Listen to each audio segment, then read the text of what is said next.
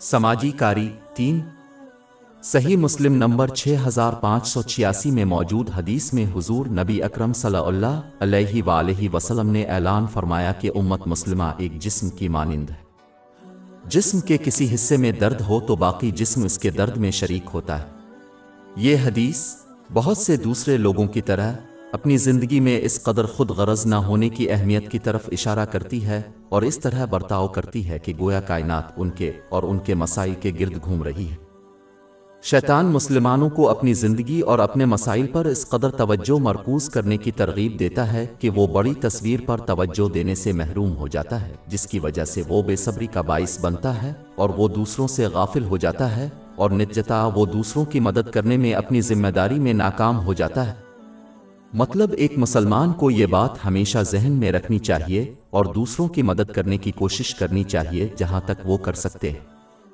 یہ مالی مدد سے آگے بڑھتا ہے اور اس میں تمام زبانی اور جسمانی مدد شامل ہوتی ہے، جیسے اچھا اور مخلصانہ مشورہ۔ مسلمانوں کو چاہیے کہ وہ خبروں کا باقاعدگی سے مشاہدہ کریں اور جو پوری دنیا میں مشکل حالات میں ہیں، اس سے وہ خود غرض بننے سے بچنے اور دوسروں کی مدد کرنے کی ترغیب دے گا۔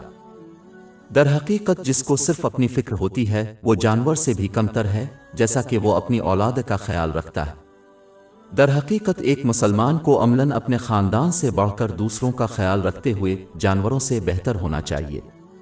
یہ حدیث اسلام میں اتحاد اور مساوات کی اہمیت کی طرف بھی اشارہ کرتی ہے، جیسا کہ دوسرے مسلمانوں کو ان کی جنس، نسل یا کسی بھی چیز سے قطع نظر ان کے وسائل کے مطابق مدد کرنی چاہیے۔ جس طرح ایک شخص اپنی پریشانی کو دور کرنا چاہتا ہے، اسی طرح اسے دوسروں کے لیے بھی اس طرح کا برتاؤ کرنے کی کوشش کرنی چاہیے، جیسا کہ بنیادی حدیث واضح طور پر بتاتی ہے کہ ایک مسلمان کے لیے کسی مصیبت کا سامنا کرنا پڑتا ہے یا دوسرے مسلمان کے لیے اس میں کوئی فرق نہیں ہے، یہ ایک ہی میں ایک ہے۔ آخر میں اگرچہ ایک مسلمان دنیا کی تمام پریشانیوں کو دور نہیں کر سکتا، لیکن وہ اپنا کردار ادا کر سکتا ہے اور اپنے وسائل کے مطابق دوسروں کی مدد کر سکتا ہے، کیونکہ اللہ تعالیٰ کا حکم اور توقع یہی ہے۔ ہماری ویب سائٹ www.sheikhpod.com پر 400 سے زیادہ مفت e books, audio books, infographics, podcast اور بلاگ دستیاب ہے۔